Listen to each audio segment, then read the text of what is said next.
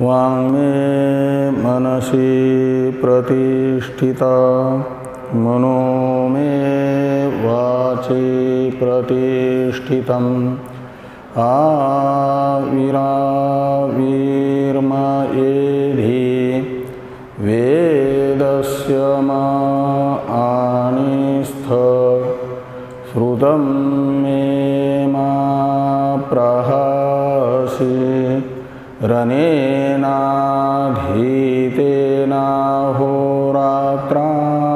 सन्ददामि ऋतं वदिष्यामि सत्यं वदिष्यामि तन्मामवतु तद्वक्तारमवतु अवतु माम् अवतु वक्तारम् अवतु वक्तारम्। ॐ शान्ति शान्ति शान्तिः। शङ्करं शङ्कराचार्यं केशवं बादरायणं सूत्रभाष्य कृतौ वन्दे भगवन्तौ पुनः पुनः। ईश्वरो गुरुरात्मेति मूर्तिभेदविभागिने व्योमवद्व्याप्तदेहाय दक्षिणामूर्तये नमः। ॐ शान्ति शान्ति शान्तिः।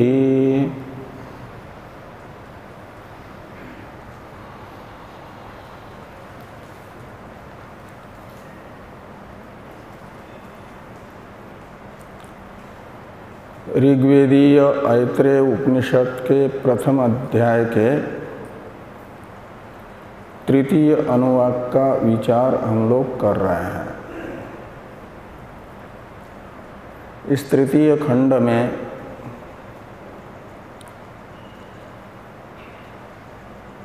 जो प्रथम शरीरी रूप अत्ता हैं उनके सामने परमेश्वर ने अन्न प्रकट किया। अन्न ने जो आत्मा विराड हैं उनके अभिप्राय को जाना कि ये मुझे खाना चाहते हैं यानी मारना चाहते, ये मेरी मृत्यु की तरह मृत्यु है, इसलिए वहाँ से दूर भागना प्रारंभ किया। तो बताया गया कि प्रथम शरीरी ने वाग इंद्रियादि का जो व्यापार है वदनादि रूप, उससे अन्न का ग्रहण करने की इच्छा की, लेकिन उसे वे प्राप्त नहीं कर पाए, अन्न का ग्रहण नहीं कर पाए। यदि उन इंद्रियों के व्यापार से अन्न ग्रहण करने में मूल पुरुष समर्थ होते तो उनके कार्य रूप हम भी आज वदनादि व्यापार से ही अन्न का ग्रहण करके शांत हो जाते, तृप्त हो जाते, लेकिन ऐसा नहीं होता है। इसलिए निश्चित किया जाता है कि हमारे कारणभूत मूल पुरुष में भी ऐसा ही हुआ है। अंतिम में अपानुवृत्ति मत प्राण के व्यापार से उन्होंने अपने अन्न का ग्रहण कर लिया और तृप्त हो गए। इस बात को स्पष्ट करते हुए श्रुति ये कहती है कि इसीलिए अपान वृत्तिमत प्राण को अन्न का ग्रह कहा जाता है। अन्नस्य ग्रह, ग्रह में ग्रह शब्द का अर्थ है कर्तार्थ में अच प्रत्यय होने से ग्राहक, तो अन्न ग्राहक कहा जाता है। वृत्तिमत क्या अपान वृत्तिमत प्राण को, इसे श्रुत्यंतर में जो बताया गया है प्राण ही अन्न ग्रह है करके, इससे भी स्पष्ट करने के लिए वाक्य है अन्नायुर वा एष यद्वायु। तो यद्वायु यानी जो यह अपान वृत्तिमत प्राणवायु है वही अन्नायु है, यानी अन्न बंधन है, अन्न जीवन है का मतलब कार्यक्रम संघात के स्थिति का हेतु है। इसे बृहदारण्यक श्रुति ने भी शब्दांतर से कहा है अन्नम दाम इत्यादि से। वहाँ दाम शब्द का अर्थ बंधन ही होता है और बंधन का अर्थ है आश्रय निमित्त, स्थिति का हेतु। इस प्रकार दशम कंडिका तक के ग्रंथ का हम लोग विचार कर चुके हैं।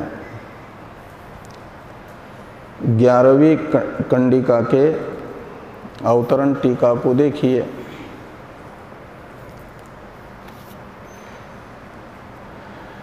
ऐसे 11वीं कंडिका के भाष्य की अवतरण टीका है वो, और स एवं इत्यादि भाष्य हैं 11वीं कंडिका का अवतरण भाष्य। इसलिए इस टीका को कहा जाएगा 11वीं कंडिका के अवतरण भाष्य की अवतरण टीका।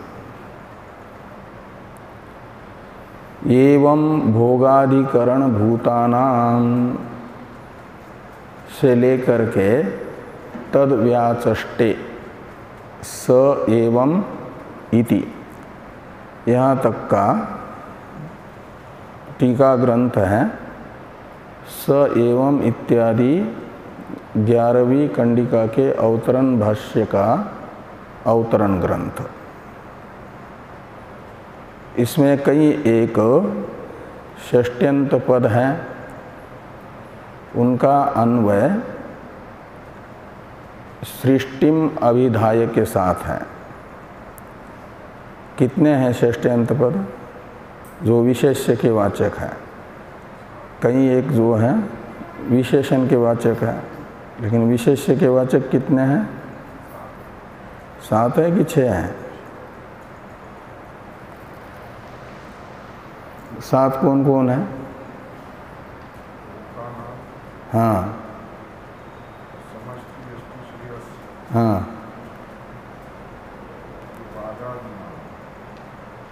हाँ हाँ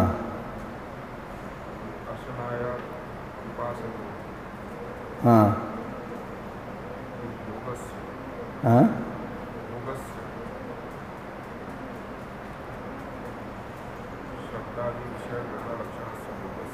हाँ 6 हो गए। और आखिरी एक है भोगस्य, वो है भोगस्य। हाँ भोगस्य और एक बार अन्नपान ग्रहण लक्षणस्य च भोगस्य, 2 भोग, एक शब्दादि और एक अन्नपान।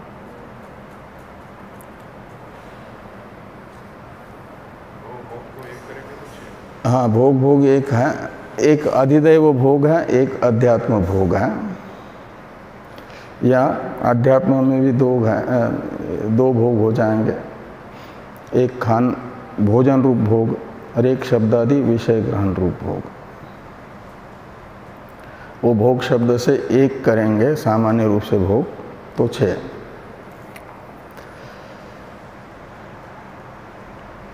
और बाकी विशेषण के वाचक है षष्ट्यंत पद। तो पहला षष्ट्यंत विशेष्य का वाचक पद है लोकानाम, और लोकानाम का विशेषण है भोगाधिकरण भूतानाम लोकानाम सृष्टिम अभिधाय। तो भोगाधिकरण भूत जो लोक हैं, भोग के अधिकरण यानी आश्रय रूप जो लोक हैं, वे कौन हैं? अंभ मरीचिर मर आप,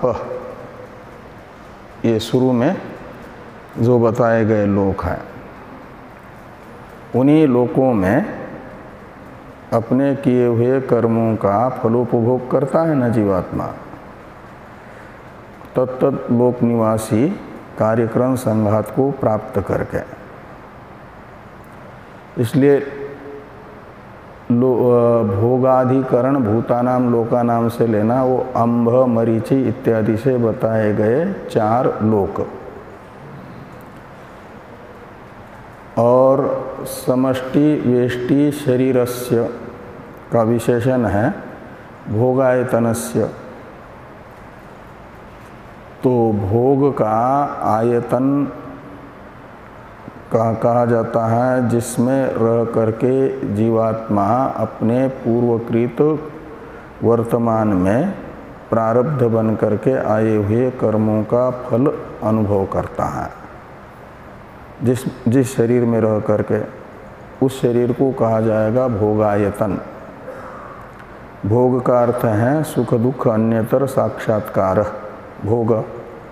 तो सुख का अनुभव या दुख का अनुभव भोग कहलाएगा, और वह सुखानुभव या दुखानुभव जीवात्मा जिस शरीर में रह करके करता है, उस शरीर को कहा जाता है भोगायतन।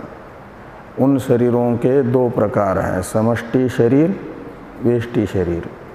तो समष्टि शरीर में रह करके भोग यानी सुख दुख का अनुभव करने वाले हैं, जिनको हिरण्यगर्भ कहा जाता है। हिरण्यगर्भ को ईश्वर कोटि में भी और जीव कोटि में भी लिया जाता है ना। हिरण्यगर्भ का वाच्यार्थ वह जीव है, और वो कुछ समय के लिए, और बाकी तत्पद का वाच्यार्थ भी बन जाता है समष्टि जीव वेष्टि जीव। तो समष्टि जीव है हिरण्यगर्भ, उनका भोगायतन है समष्टि शरीर। वेष्टि जीव है मनुष्य शरीर आदि में तादात्म्य अभिमान करने वाले, और उनका भोगायतन हो जाएगा मनुष्य शरीर आदि वेष्टि शरीर। और ये जो भोगायतन रूप समष्टि वेष्टि शरीर है, उसकी सृष्टिम अभिधाय, समष्टि वेष्टि शरीरस्य सृष्टिम अभिधाय। अभिधाय का अर्थ होता है उक्त्वा, यानी बता करके।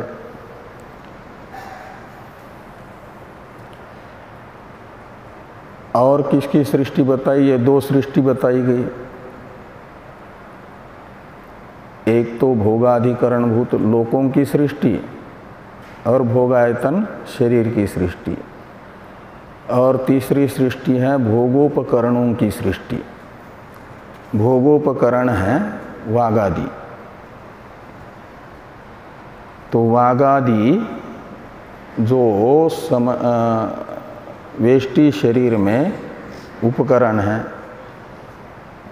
और समष्टि शरीर में उपकरण है समष्टि वागादि। इसलिए यहाँ पर लिखते हैं वागादीनाम समष्टि शरीरे लोकपालत्वेन और वेष्टि शरीरे करण अधिष्ठातृत्वेन च स्थितानाम देवतानाम। तो पहले ये भोगोपकरणानाम वागादीनाम, इतना ले लीजिए। भोगोपकरणानाम वागादीनाम सृष्टिम अभिधाय, उसके साथ अन्वय करिए। भोगोपकरण है वागादि। और उनके अनुग्राहक देवता वागादि भोगोपकरणों के, इंद्रियों के अनुग्राहक देवता के दो प्रकार बताए जा रहे हैं। समष्टि शरीरे लोकपालत्वेन स्थितानाम देवतानाम, ऐसा अन्वय करिए। तो समष्टि शरीर में भी देवता स्थित है, वेष्टि शरीर में भी देवता स्थित है। समष्टि शरीर में देवता हैं लोकपाल के रूप में अवस्थित अग्नि आदि देवता, अंभ मर इत्यादि से बताए गए जो लोक हैं उनके संरक्षक के रूप में विद्यमान है। और वेष्टि शरीरे करण अधिष्ठातृत्वेन च स्थितानाम देवतानाम, वेष्टि शरीर में करण शब्दित वागादियों के अधिष्ठाता यानी अनुग्राहक प्रेरक के रूप में ये अग्नि आदि देवता अंश रूप से विद्यमान है। इसलिए कहते हैं वेष्टि शरीरे अधिकरण अधिष्ठातृत्व वेष्टि शरीरे करण अधिष्ठातृत्वेन स्थितानाम देवतानाम सृष्टिम अभिधाय। तो ये हो गई 4 की सृष्टि अभी तक। आगे कहते हैं भोगे प्रेरकयोः अश्नाया पिपासयोः सृष्टिम अभिधाय, ऐसा अन्वय करिए। तो अश्नाया पिपासयोः सृष्टिम अभिधाय। तो अश्नाया पिपासा की भी सृष्टि बताई। वे अस्ना पिपासा कैसे हैं? तो कहते हैं भोगे प्रेरकयोः, भोग में प्रेरक है ये अश्नाया पिपासा। भूख प्यास लगती है तभी, और भूख प्यास से उपलक्षित तो अन्य इंद्रियों के विषयों की आकांक्षा उत्पन्न होती है, तभी तत्तद इंद्रियों में प्रवृत्ति होती है।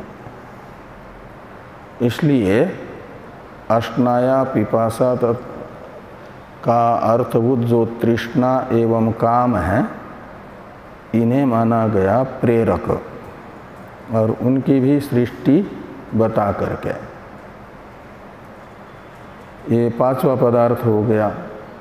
और आगे हैं तत्प्रयुक्तस्य करणनिष्ठस्य शब्दादि विषय ग्रहण लक्षणस्य भोगस्य अपान वृत्तिमत प्राणनिष्ठस्य अन्नपान ग्रहण लक्षणस्य च भोगस्य आत्मनः संसारित्व यानी भोगस्य सृष्टिम अभिधाय, उसके साथ अन्वय करिए। तो ये जो तत्प्रयुक्त यानी अश्नाया पिपासा प्रयुक्त जो करणनिष्ठ शब्दादि विषय ग्रहण रूप भोग है, श्रोत्रादि इंद्रिय रूप जो करण, उनका व्यापार है शब्दादि ग्रहण रूप, और यही भोग है शब्दादि ग्रहण रूप भोग। वो है श्रोत्रादि इंद्रिय निष्ठ, तत्तद इंद्रिय का जो व्यापार, वह तत्तद इंद्रिय निष्ठ होगा। उसे यहाँ पर कहा जा रहा है अश्नाया पिपासा प्रयुक्त करणनिष्ठ भोग शब्द से, शब्दादि विषय ग्रहण रूप भोग शब्द से तत्तद इंद्रिय व्यापार को कहा जा रहा है। और अपान वृत्तिमत प्राणनिष्ठस्य अन्नपान ग्रहण लक्षणस्य च भोगस्य। तो अपान वृत्ति वाले प्राण में जो अन्नपान ग्रहण रूप भोग रह रहा है, उसकी भी सृष्टिम अभिधाय, सृष्टि बता करके। तो कहा कि इन सब की सृष्टि क्यों बताई गई है 6 की कहो या 7 की कहो। भोग के 2 प्रकार करोगे तो 7, में तो 1 प्रकार करोगे तो 6। तो इन 6 की सृष्टि बताने का उद्देश्य क्या था वेद का? तो उद्देश्य बताया आत्मनः संसारित्व सिद्ध्यर्थम, इस उद्देश्य से बनाई है सृष्टि। आत्मनः यानी जीवात्मनः, आत्मा स्वतः तो असंसारी है, उसमें ये भूख प्यासादि रूप जो संसार है वह इन्हीं सब उपाधियों से प्रयुक्त है। इसलिए कहते स्वतः असंसारी आत्मा में संसारित्व की सिद्धि के लिए इन लोकादियों की सृष्टि को बताया गया अभी तक, अभिधाय यानी उक्त्वा। इससे ये निश्चित हुआ जीवात्मा संसारी है, लेकिन उसका संसारित्व तो स्वतः नहीं, ये उपाधि निमित्तक है। अब क्या करने जा रहे हैं तो कहते इदानीं संसारिणं भोक्तारं दर्शयितुं स्रष्टुः ईश्वरस्य विचारं दर्शयितुं स ईक्षत इति वाक्यम और तद व्याचष्टे स एवमिति। तो अब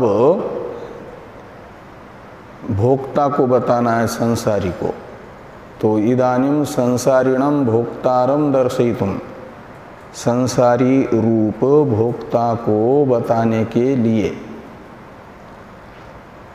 स ईक्षत इत्यादि वाक्य है, ये भोक्ता को बताता है। और किसको बताता है तो कहते हैं ईश्वरस्य विचारंच दर्शयितुं,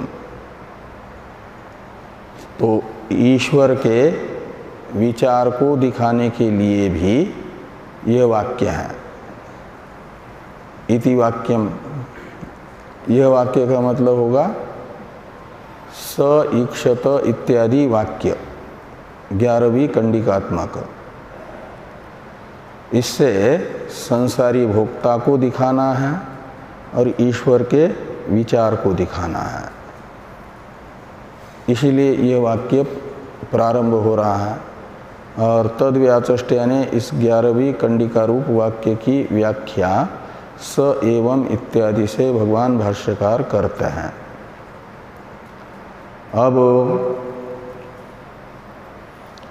आगे हैं भाष्य, मूल कंडिका को देखिए पहले। स ईक्षत कथन्नु इदं मदृते स्यादिति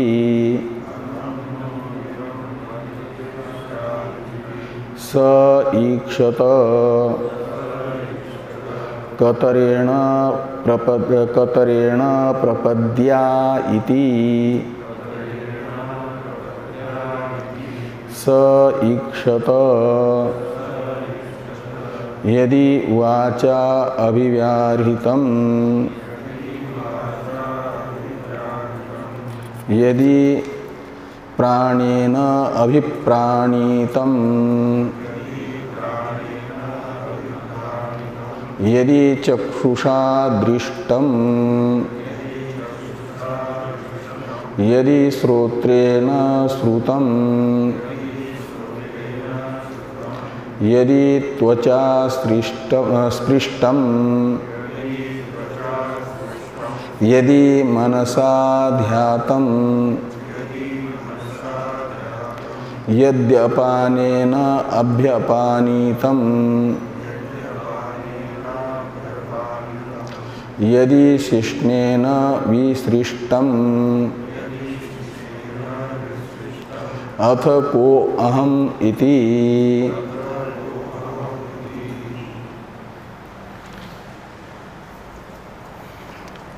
तो स ईक्षत ऐसे 3 बार आया है, का मतलब ईश्वर के 3 ईक्षण यहाँ पर बताए गए हैं। स शब्द का अर्थ ईश्वर ही है,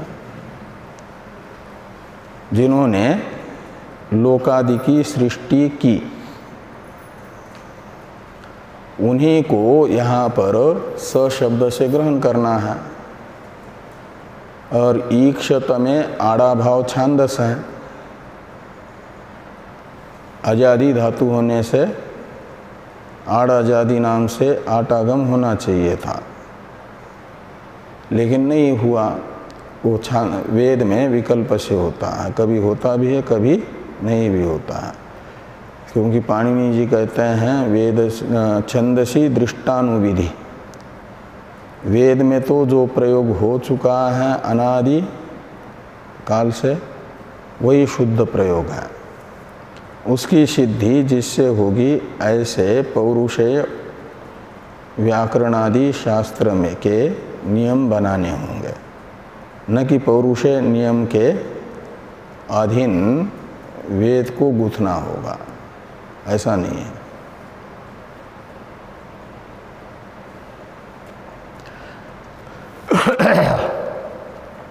लोक में ईक्षत का अर्थ निकलेगा ऐक्षत, लोक में तो वृद्धि हो जाएगी ना, तो ऐक्षत यानी उस लोकादि सृष्टा परमेश्वर ने ईक्षण किया, यानी विचार किया। क्या विचार किया? तो कथम यानी केन प्रकारेण नु यानी वितर्कयन, वितर्क करते हुए। कैसा वितर्क? तो कथम यानी केन प्रकारेण इदम मद्रिते स्यात् इति, तो इदम यानी मया सृष्टम लोकादि जो जगत है, यह मेरे बिना कैसे रह सकता है? केन प्रकारेण स्यात् यानी स्यात् ये अस धातु का रूप है ना, और अस धातु होता है सत्तार्थ में, भू का जो अर्थ है उसी अर्थ में, तो स्यात् का अर्थ है इसकी विद्यमानता कैसे होगी मेरे बिना, का मतलब जगत का अधिष्ठान जो मैं हूँ उस मेरे बिना ये कैसे स्थित रह सकता है, आत्मलाभ कैसे प्राप्त कर सकता है मेरे में कल्पित होने से? नहीं कर सकता, इसलिए मुझे इसके अंदर प्रवेश करना पड़ेगा।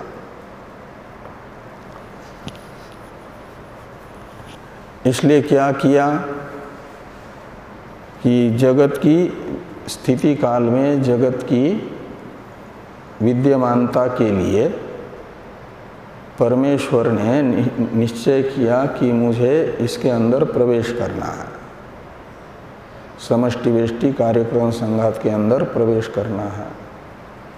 ये निश्चय परमेश्वर ने किया, और ये निश्चय किया कि मैं किस द्वार से जाऊं इसके अंदर। तो स ईक्षत दूसरे ईक्षण वाक्य का विषय बताया जा रहा है कि कतरेण प्रपद्या इति। तो उस परमेश्वर ने फिर ईक्षण किया, यानी चिंतन किया, विचार किया कि इस शरीर में, समष्टि वेष्टि शरीर में मुझे प्रविष्ट होना है,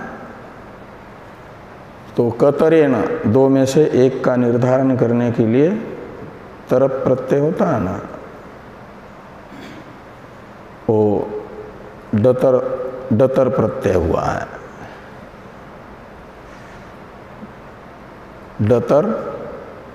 डतरच और डतमच प्रत्यय होते हैं ना, तो यहाँ डतरच प्रत्यय है किम शब्द से। तो दो में से किसी एक का निर्धारण करने के लिए डतरच प्रत्यय होने के बाद किम शब्द के टी का लोप हो गया है। किम शब्द की टी कौन सी है? इम। यहाँ टी का मतलब चाहे नहीं समझना। टी का मतलब वो अचोन्त्यादि टी सूत्र से शब्द के अंतिम अच से आगे जितने भी हल हैं उन सबको मिलकर के टी संज्ञा होती है। तो किम ये शब्द एक ही अच है, इसलिए ई और म मिलकर के इम की हो जाएगी टी संज्ञा। उसका लोप होता है डित प्रत्यय पर में है ना, डित प्रत्यय परे रहते लोप होगा डितिचे सूत्र से। तो और डतरच प्रत्यय में ड की इत संज्ञा होकर के लोप हो गया, च की इत संज्ञा होकर के लोप हुआ, तो तर बचा है। क हल है वो अर बचा है ना, अतरत इतना बचा है। डतरस था तो अतरस बचा, अतर बचा है। क मिलेगा अ में तो कतर बन जाएगा। तृतीया का एक वचन है कतरेना। तो दो में से किस एक द्वार से मैं प्रवेश हो जाऊं? दो द्वार हैं, एक प्रपद है और एक मूर्धा है। प्रपद कहते हैं पैर के अंगूठे के अग्रभाग को, वहाँ से कहा जाता है प्राण का प्रवेश होता है। तो प्राण तो परमेश्वर के प्रतिनिधि है ना, और वो जिस भाग इससे जाएंगे उसी इससे परमेश्वर भी जाएंगे, तो सामान्य में और प्रतिनिधि में और मूल में क्या अंतर हो जाएगा। इसलिए आगे बताया जाएगा कि वह प्रपद से प्रविष्ट न हो करके मूर्धा का भेदन करके प्रविष्ट हो गए, मूर्धा से आगे आएगा। तो अभी तो ये ईक्षण किया कि इन दो द्वारों में से किस द्वार से मैं इस शरीर में प्रविष्ट हो जाऊं, प्रवेश करूं। इति यानी इत्याकारक ये दूसरा विचार किया परमेश्वर ने। फिर कहते हैं स ईक्षत, परमेश्वर ने फिर तीसरा ईक्षण किया। क्या है वो? तो कहते यदि यानी परमेश्वर को इस संघात में प्रविष्ट होने की आवश्यकता क्यों पड़ी, इस प्रश्न का उत्तर दिया जा रहा है कि यदि वाचा अभिव्याहृतम, कहते मेरे बिना ही चेतन जो मैं हूँ, उस मेरे बिना ही संघात अंतपाती वाक स्वयं भी संघात रूप है, वह अभिव्याहरण यानी उच्चारण रूप व्यापार कर लेगी। यदि चेतन जो मैं हूँ मेरे बिना ही, कार्यक्रम संघात पूरा का पूरा है जड़, और जड़ में चेतन के बिना ही यदि प्रवृत्ति होगी तो फिर चेतन का प्रयोजन ही इस संसार में क्या रहा। और वो प्रवृत्ति हो भी जाए तो ये माना जाता है संघातस्य परार्थत्वात्। संघात परार्थ होता है, यानी अपने प्रयोजन के लिए संघात में प्रवृत्ति नहीं होती। पंखा चल रहा है तो पंखे को गर्मी लग रही है, तो ठंडक पाने के लिए वो नहीं चल रहा है। आपको गर्मी लग रही है, आपको ठंडी हवा पहुंचाने के लिए पंखा चल रहा है। आपकी गर्मी को दूर करना पंखे के चलने का प्रयोजन है। ये ट्यूब यानी बिजली प्रकाश दे रही है, वो उसे कुछ दिख नहीं रहा है ट्यूब को, इसलिए वो प्रकाश दे रही है, ऐसा नहीं। उसको तो दिखना न दिखना एक जैसा है, जड़ है, लेकिन उसमें प्रकाश यदि न हो, अंधेरा हो, तो हम नहीं पढ़ पाएंगे वेदांत ग्रंथ। तो इसके लिए हमारे लिए ये सब जितने भी संघात रूप पदार्थ हैं उनमें भ्रमण, पंखे में, ट्यूब में प्रकाशन आदि व्यापार हो रहे हैं, वे सब के सब व्यापार उनसे अतिरिक्त जो हम चेतन हैं उनके लिए हो रहे हैं, हमारे लिए हो रहा है। वो व्यापार उनका सार्थक है, हमें सुख पहुंचाना उस व्यापार का फल हुआ। ऐसे कार्यक्रम संघात भी पंखा आदि के तरह होने से उनमें जो प्रवृत्ति हो रही है वो निष्फल प्रवृत्ति हो जाएगी यदि कार्यक्रम संघात से अतिरिक्त कार्यक्रम संघात की प्रवृत्ति के फल का भोक्ता नहीं होगा चेतन, तो निष्प्रयोजन प्रवृत्ति हो जाएगी ना। वो यहाँ पर विचार बता रहे हैं परमेश्वर का तीसरा, कि यदि वाचा अभिव्याहृतम, यदि वाग इंद्रिय से ही वदन रूप व्यापार हो जाए, यदि यानी चेतन की प्रेरणा के बिना ही इस शरीर में प्रेरक चेतन न हो तब भी, और यदि प्राणेन अभिप्राणितम, तो प्राण से प्राणन रूप व्यापार हो जाए, यानी प्राण शब्द से लेना यहाँ पर घ्राण, बाह्य इंद्रिय का प्रकरण चल रहा है ना। वाक उसके बाद में आगे आता है, प्राण के बाद चक्षु, पूर्व में आया वाक, तो एक संदंश पतित न्याय होता है ना।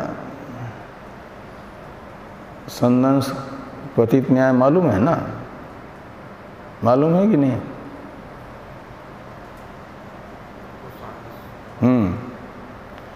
तो पूर्व में भी बाह्य इंद्रिय है, पूर्व वाक्य भी बाह्य इंद्रिय के व्यापार की चर्चा कर रहा है। उत्तर वाला जो वाक्य है, यदि चक्षुषा दृष्टम, ये भी बाह्य इंद्रिय के चक्षु रूप बाह्य इंद्रिय के दर्शन रूप व्यापार की चर्चा कर रहा है। और बीच में आया हुआ जो वाक्य है, यदि प्राणेन अभिप्राणितम, ये प्राण का, मुख्य प्राण के व्यापार को बताएगा। यदि तो प्राण तो करण कोटि में, बाह्य इंद्रिय कोटि में नहीं है ना, इंद्रिय ही नहीं है वो। प्राण को इंद्रिय नहीं कहा जाता है ना, तो अप्रकृत हो जाएगा ना। और बीच में ये दो इंद्रिय के व्यापार को बताने वाले वाक्य के बीच में आया हुआ जो प्राण शब्द, वह भी इंद्रिय को ही बताएगा। वो कौन सा इंद्रिय? घ्राण इंद्रिय। इसलिए यहाँ प्राण, यदि प्राणेन अभिप्राणितम का में प्राण शब्द का अर्थ है घ्राणेन, और घ्राण का और अभिप्राणितम से लेना पड़ेगा घ्राण इंद्रिय का व्यापार, आघ्रणन रूप, आजिघ्रितम, ये अभिप्राणितम का अर्थ निकलेगा आजिघ्रितम, यानी सूंगा। तो यदि प्राण से ही सूंघना होगा, घ्राण इंद्रिय के व्यापार से ही, बिना चेतन की प्रेरणा से घ्राण इंद्रिय अकेला ही अपना घ्राणन रूप व्यापार करेगा, तो उस व्यापार का फल क्या होगा? वो संघात रूप होने से, घ्राण इंद्रिय संघात अंतःपाती होने से सूंघना रूप व्यापार अपने लिए नहीं हो सकता, किसी अन्य के लिए होगा। और वो अन्य कौन होगा? संघात से बहिर्भूत असंगत होगा, और वो असंगत है चेतन ही।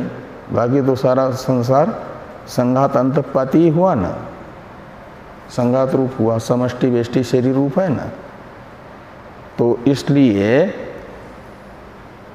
ये कहते हैं कि यदि प्राणेन अभिप्राणितम, तो उसका वो अभिघ्राणन रूप व्यापार जो है निरर्थक हो जाएगा। यदि चक्षुषा दृष्टम, तो रूपादि विषय को चक्षु इंद्रिय से ही ग्रहण किया जाए यदि, तो रूपादि विषयों का ग्रहण रूप व्यापार बिना चेतन के होगा तो निरर्थक हो जाएगा। यदि श्रोत्रेण श्रुतम, श्रोत्र इंद्रिय का श्रवण रूप व्यापार भी बिना चेतन के हो जाए, चेतनार्थ नहीं होगा यदि, तो व्यर्थ वह श्रवण रूप प्रवृत्ति मानी जाएगी। त्वचा स्पृष्टम, यदि त्वचा स्पृष्टम, त्वग इंद्रिय का स्पर्शन रूप व्यापार हो जाए बिना चेतन के ही, चेतन के लिए नहीं, ऐसा ही तो निरर्थक होगा। फिर यदि मनसा ध्यातम, मन से ही ध्येय चिंतायाम धातु है न, चिंतन कर लिया जाए, मन चेतन निरपेक्ष अकेला ही ध्यान रूप यानी चिंतन रूप व्यापार करेगा, तो उस व्यापार को निष्प्रयोजन माना जाएगा। यदि अपानेन अभ्यपानितम, और अपान रूप जो प्राण है उससे अभ्यपानितम यानी अपानन क्रिया कर दी गई, वो बिना चेतन की प्रेरणा के निरर्थक होगी। और यदि शिष्णेन विसृष्टम, और उपस्थ इंद्रिय से जो मूत्र विसर्जन रूप व्यापार होता है वह निरर्थक होगा, चेतन नहीं होगा। तो अथ, तो इसलिए क्या हुआ, तो कहते हैं इसलिए संघात अंतपाती तो मैं हो नहीं सकता, तो फिर मैं कौन हूँ, मेरी क्या भूमिका रहेगी। यही यदि सबके सब स्वतंत्र रूप से व्यापार करेंगे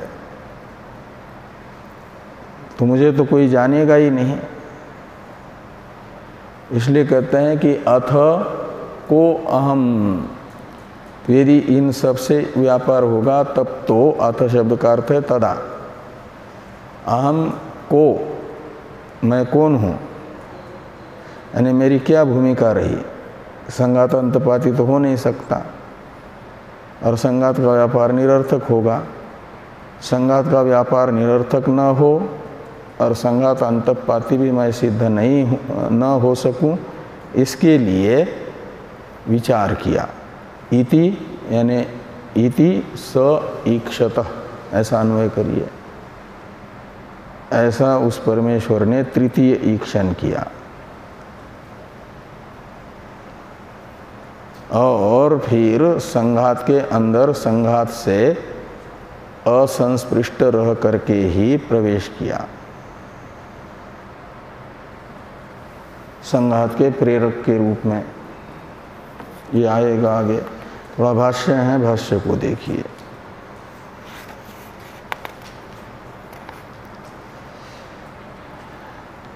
स एवं लोकपाल संघात स्थितिम अन्न निमित्तां कृत्वा पुरः पौर तत्पालयित्री स्थिति समाम स्वामी इव ईक्षतः। तो स एवं, तो स यानी वो परमेश्वर, और एवं शब्द का ही अर्थ स्पष्ट करते हुए भाष्कर भगवान कहते हैं कि लोकपाल संघात स्थितिम अन्न निमित्तां कृत्वा।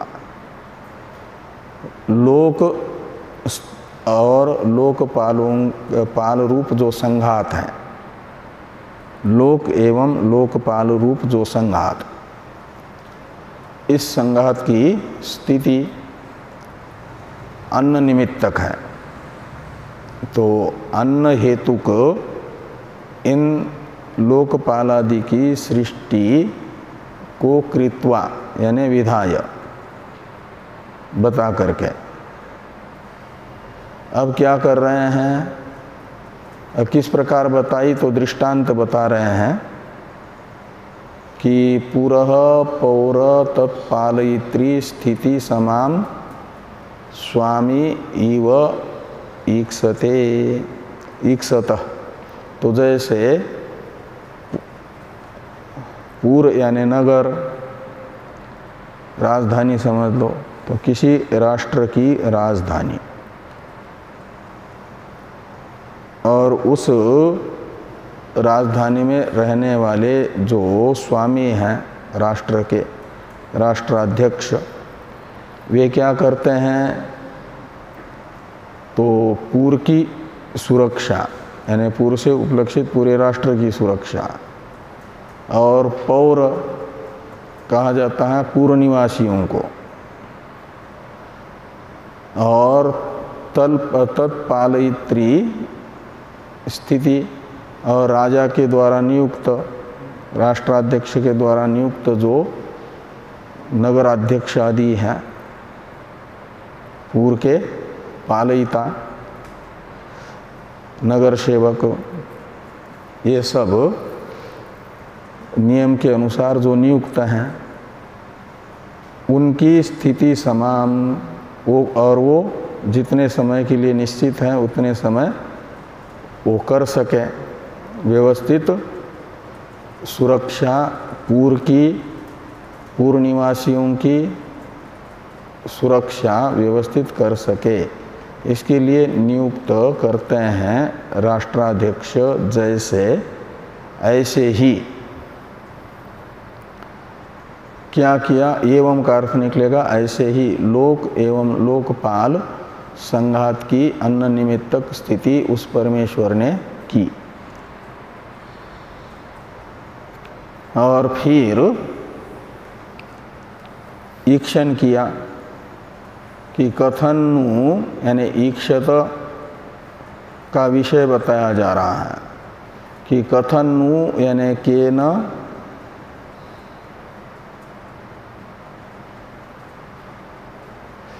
जो दृष्टांत है यहाँ पर पूर्व पौर तत्पालयित्री स्थिति समान स्वामी इव, यहाँ तक दृष्टांत वाक्य है ना, इव का अर्थ है यथा भाष्य में।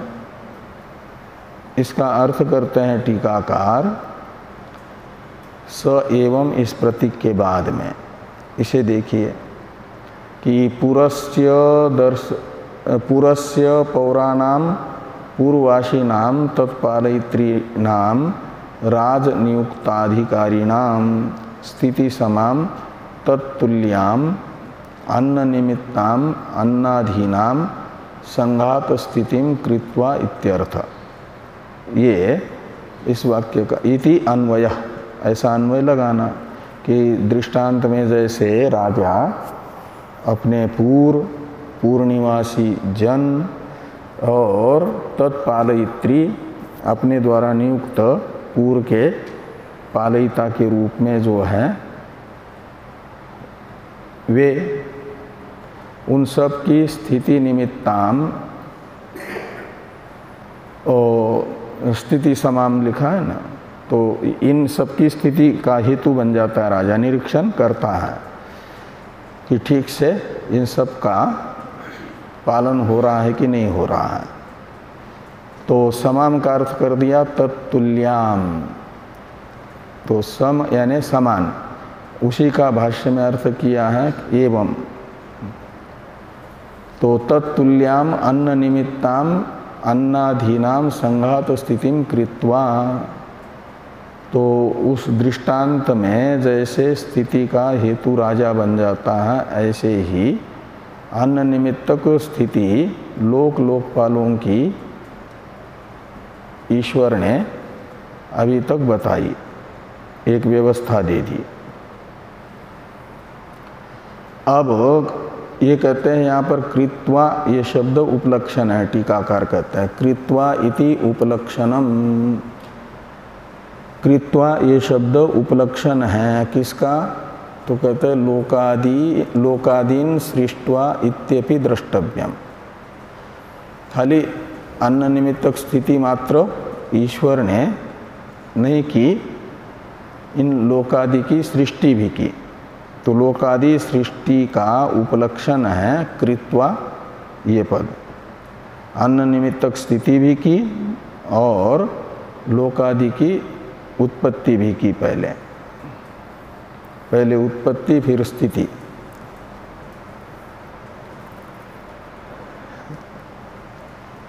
कथन्नु यानी केन प्रकारेण इति वितर्कयन। कथम का अर्थ कर दिया केन प्रकारेण, नु का अर्थ करते हैं इति वितर्कयन। वितर्क अर्थ में नु निपात है कि इदम मदरीते यानी माम अंतरेण पूर्वस्वामिनम। तो पूर्व के स्वामी जो मैं हूँ, पूर्व का स्वामी, उस मेरे बिना यह, जैसे पूर्व के स्वामी राष्ट्राध्यक्ष के बिना जैसे राष्ट्र की स्थिति नहीं हो पाती, ऐसे मेरे बिना इनकी स्थिति कैसे हो पाएगी, का मतलब नहीं हो पाएगी। ऐसा ईक्षण किया परमेश्वर ने। प्रथम ईक्षण का विषय ये रहा। ये अभी भाष्य में भगवान भाष्यकार ने पूर्व स्वामिनम यहाँ तक बताया है एक प्रकार से पदार्थ कथन। स ईक्षत कथन्नु इदम मद्रिते स्याद इति, इस वाक्य में प्रयुक्त पदार्थों को बताया है। आगे हैं यद इदम कार्यकरण संघात कार्यम इत्यादि से वाक्यार्थ बताया जा रहा है। पदार्थ बता करके वाक्यार्थ बता रहे हैं। इसलिए टीका में टीकाकार अवतरण लिखते हैं पदार्थान उक्त्वा वाक्यार्थम आह यदिदम इति। तो इस वाक्यार्थ की चर्चा हम लोग करते हैं कल। ओम वाङ्मे मनसि प्रतिष्ठिता मनो मे वाची प्रतिष्ठितम् आविराविर्मयेधि वेदस्य आनिस्थ श्रुतं मे मा प्रहासि रणेनाधीतेन होरात्रान् सन्दधामि ऋतं वदिष्यामि सत्यं वदिष्यामि तन्मामवतु तद्वक्तारमवतु अवतु माम् अवतु वक्तारम्। ओम शांति शांति शांति। शंकरं शंकराचार्यं केशवं बादरायणं सूत्रभाष्य कृतो वंदे भगवन्तौ पुनः पुनः। ईश्वरो गुरुरात्मेति मूर्तिभेद विभागिने व्योमवद्व्याप्तदेहाय दक्षिणामूर्तये नमः। ओम शांति शांति शांति।